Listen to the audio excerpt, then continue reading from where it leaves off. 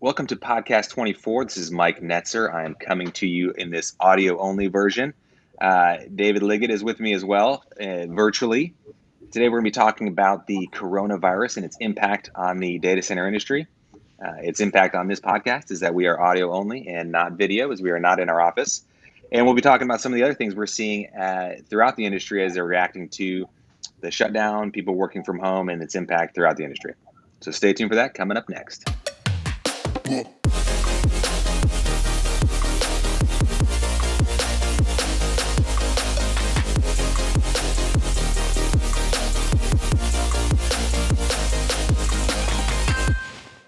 Okay, David. Well, I am in my garage.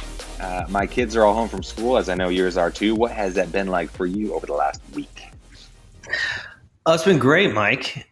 We've just transitioned perfectly. No, I'm kidding. It has been good, but I think everyone is working through the transition of, going from a work perspective, working in the office to working from home or other locations, and so obviously there's challenges with everyone's situation, but certainly thankful to be healthy and in a spot where we can, our business can continue and we can keep rolling. And, we obviously understand this is a challenging time for a lot of people.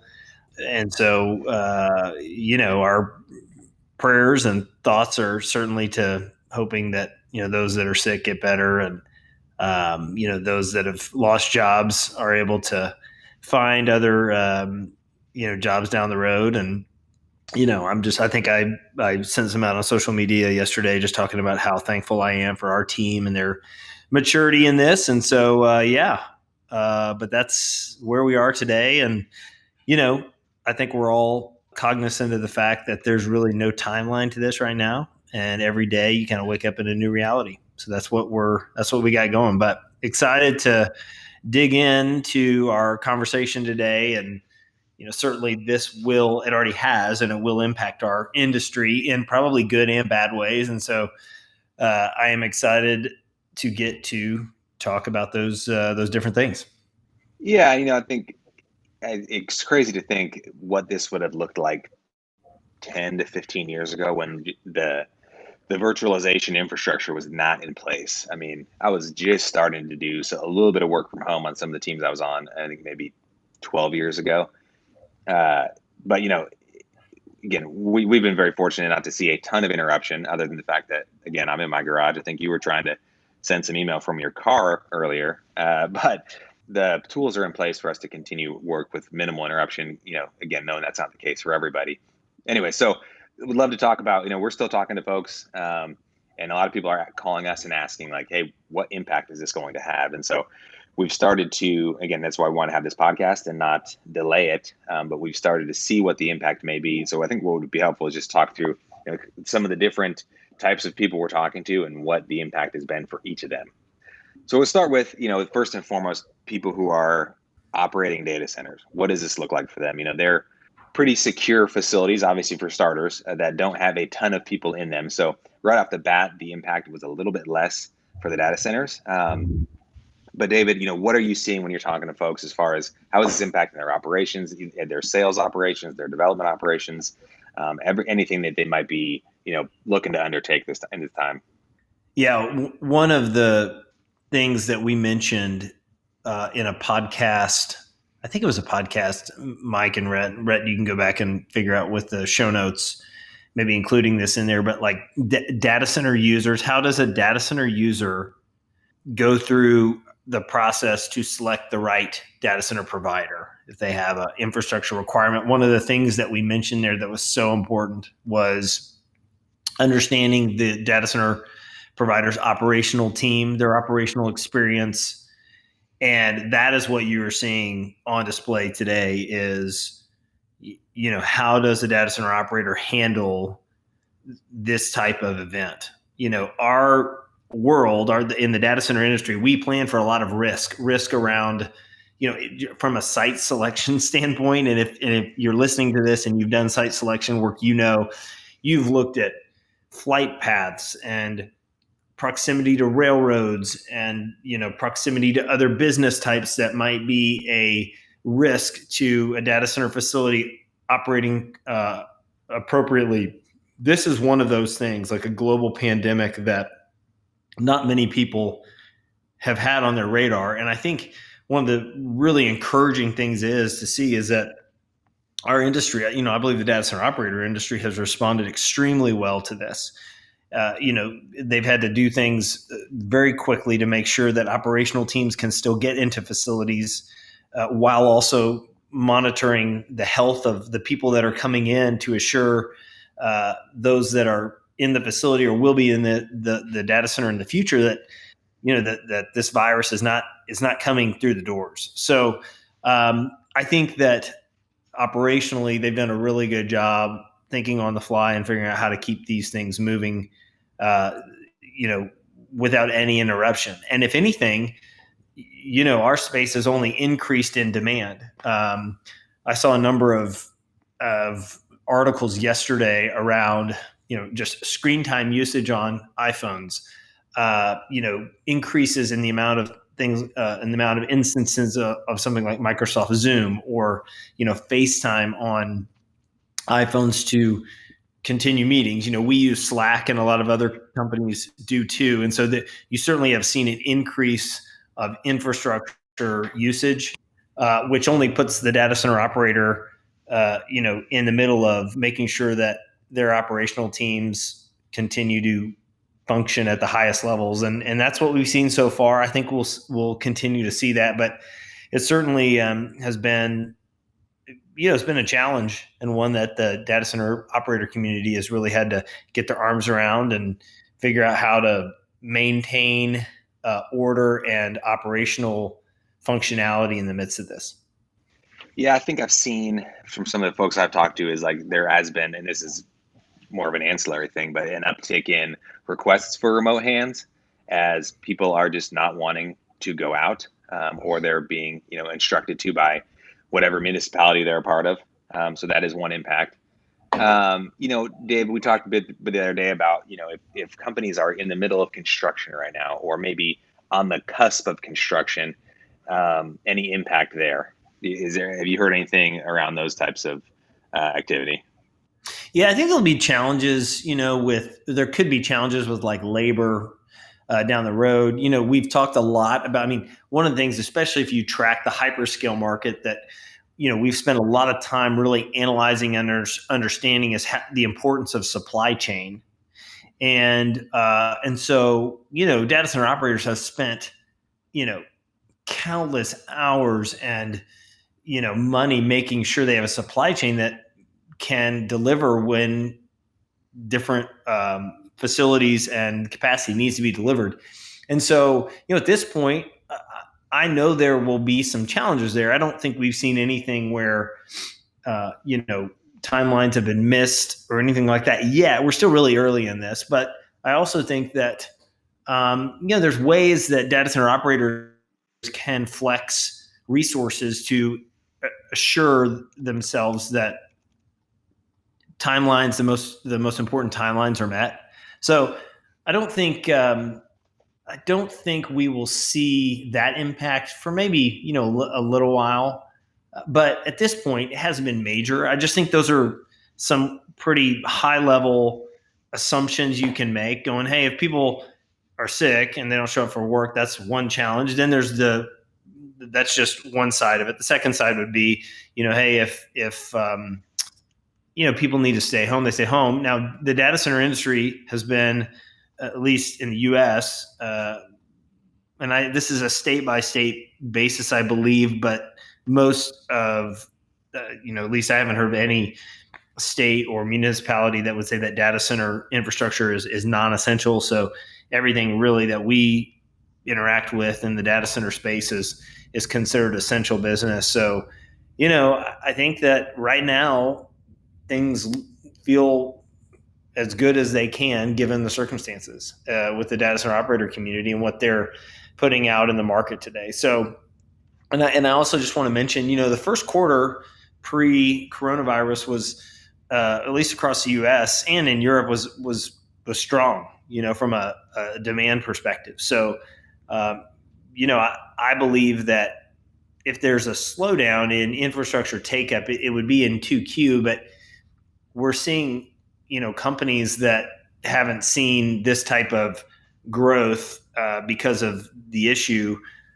We're seeing that as well. So it's hard at this point to know how that will net out, but certainly, a strong first quarter for the industry despite what's happening.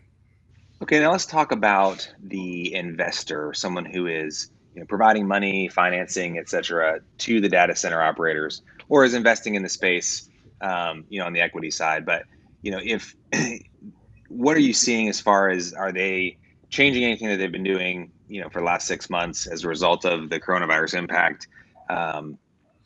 What is the impact been as far as money flow into this space? I think it's first important to understand that, never before in our industry have we seen more capital focused on the data center market for a number of reasons. But, capital in the space in the last year has not been as challenging to get as it was 3 years ago, 5 years ago. So that's one thing, just understanding what environment we've been in. It's, certain to me that there's some investor groups that, maybe have looked at real estate portfolios as opportunities to buy or an asset in a certain market that makes sense, that might, decide that this isn't the time and they want to let the market work itself out of the situation that we're in. So I wouldn't be surprised if that's the case, but I don't think that's necessarily a bad thing for our industry right now. This is going to help probably right size some things in the space that have changed in the last couple of years, and I think would obviously allow those with bigger fund allocations that where they can invest in the space, do that. So I certainly think we'll see in 2Q less money looking at the market. The money that will be looking at the market probably be opportunistic, but like I said, I mean, our space potentially is on the verge of a pretty large uptick, and if that's the case, then you'll see some interesting transactions take place, before the end of 2020. So the investor that's looking in this market today, as it relates to, private equity companies, companies that are looking to invest in real estate deals related to the data center space, it still is a very interesting time. And, I don't think that will be a challenge moving forward for those companies. Yeah, I think, I read some stuff about potentially being some hiccups as far as just fulfilling orders, that there's going to be such a large uptake in business that some of the hardware pieces may take some time to be filled as companies are scaling up very quickly. But I think you said if there is a blip, it may be in the second quarter, but we're still obviously very bullish on the industry. So yeah, let's move now to like the consultant in this space, someone who's helping folks navigate these transactions. One guy I talked to said, it's his anecdote, he typically takes, this is what he said, 100 to 150 calls a week to different customers, working through different deals in different stages. And he said in the last 2 weeks, he's averaged 20 calls a week. So just, I think that shows the impact to that group, and that, just activity in general is slowing down. He said, the small and mid-size transactions are being, put on hold for now. But, there's obviously the physical impact of like inability to travel or unwillingness to travel to different markets and talk to people, or just the financial uncertainty for the companies and not wanting to commit capital this time. But, what do you think, long term or even short term, David, the impact is going to be here from that for that group of folks?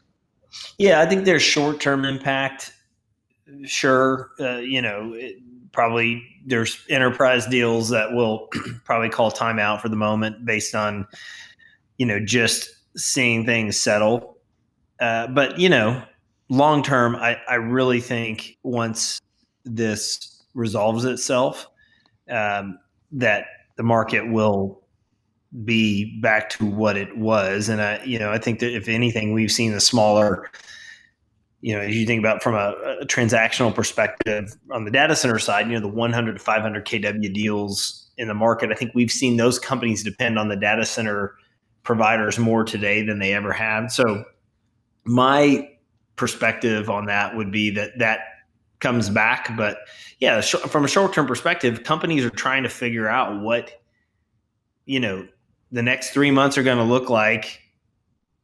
And even in that, what the next week will look like, because things are changing. So certainly not a medical expert, but it feels like they now have better data. I think every day that goes by, they're getting more information that's helping them make better decisions on what we can do from a health perspective, but also what we can do from an economy perspective. And certainly that economy perspective is what's driving a lot of these opportunities in the space. So I think as we see that resolve itself, we'll start to see maybe if there's a short-term hiccup, that change into back to the long-term solution that it is.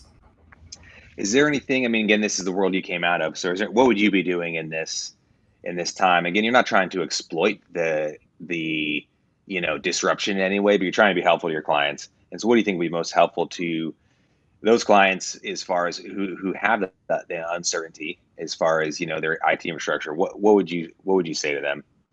I would be. I mean, I would. I don't know who's making 20 calls, but I'd encourage him to go make 100. I would.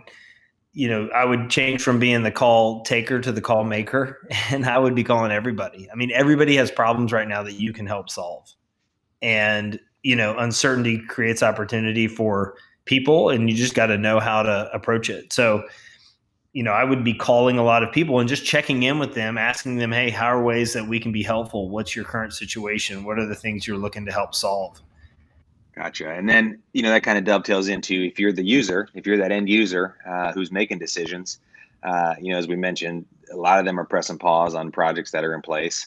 Obviously some of those larger users you mentioned, like Zoom or whoever owns them, I don't know off the top of my head, is seeing a huge boom. And those companies that are facilitating like what we're doing right now, virtual podcast, are seeing a ton of growth. So, what's the headline for these groups who are, either currently co-locating or thinking about co-locating?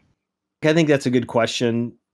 And I think anytime you feel some of the pain in the economy, companies that have grand visions for the next quarter, the next half a year, the next year, pause on what they're doing because they feel like they need to, understand what the environment will be before they can make those investments. So, I'd go back to, almost the same point I made a few minutes ago related to once there's greater understanding of, the next 1 to 3 months, I think a lot of those companies will be able to move forward with, what their past plans were. I'm sure there are certain organizations that will reevaluate things and maybe change approach, but some of that could increase where their opportunities have been in the past. Some of them could pour additional resources into the large cloud service providers that are have consistently been, taking down large requirements of capacity in major markets across the U.S., Europe, Asia Pacific region.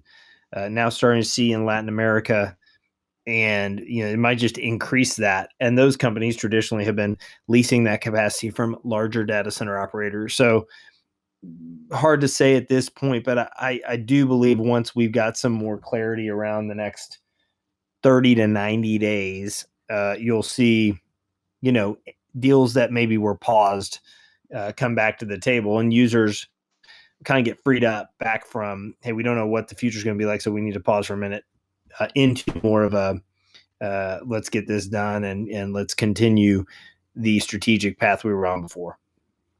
Okay.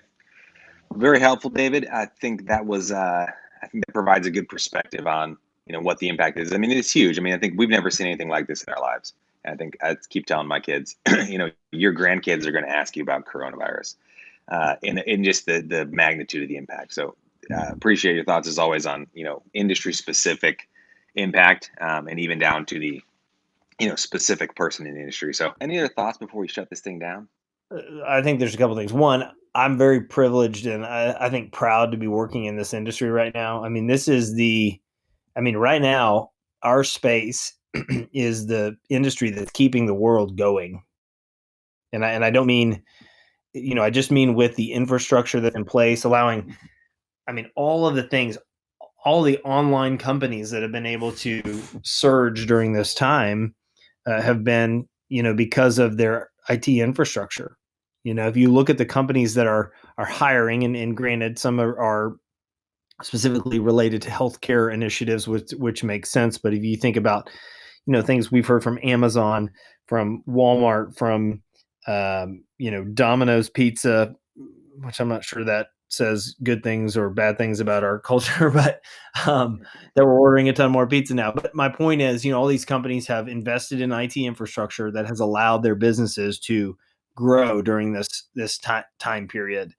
And I feel like it makes me proud, not just from the business side, but of course from the health side too, that, there's certain things that their companies are able to do online from a health perspective that's helping people really survive. And so that's been that to me, and I think for our company has certainly been, makes me proud to be a part of, and us proud to be a part of. And then the other thing I would say too is, so we did a podcast 3 to 4 months ago on leadership, and I spoke about the different things that have impacted my journey from a leadership perspective. And I want to first just, clearly communicate, I have not got it all figured out. And so this is coming from a place of humility, but I do think there's an opportunity for people to lead, and to lead with humility, to open your eyes to the opportunities that are around you, to impact people, to be an encouragement to others. I mean, people I think are really scared and trying to figure out what's next. And we know some of the future, but we obviously don't know it all. And so it's important, I think, for leaders, especially in our industry right now, to step up and lead, and do what it is that we're in a position to do and to do well. So I am, still very bullish on our market and on our space, and think actually 2020 will be a strong year, despite the challenges that we're facing right now. Yeah, certainly. Cha- Adversity brings out the best and the worst in people. We've seen plenty of encouraging stories, both within our industry and without. So, stay tuned to this podcast. We will attempt to bring you more data center content through this, regardless of how long it continues. One other thing we've done, and just again, like you mentioned, trying to be helpful, is put together a data center fundamentals series on our blog. So I'll just plug that real quickly. If you're new to the industry or you're sitting around at home and need something to read, check that out, datacenterhawk.com/blog. Other than that, again, we're continuing to work on our Q1 data, given some of the challenges of collecting that information, but we're hard at work after that and working the phones here on our end. So stay tuned for podcast 25 whenever that comes out, and we'll catch you then.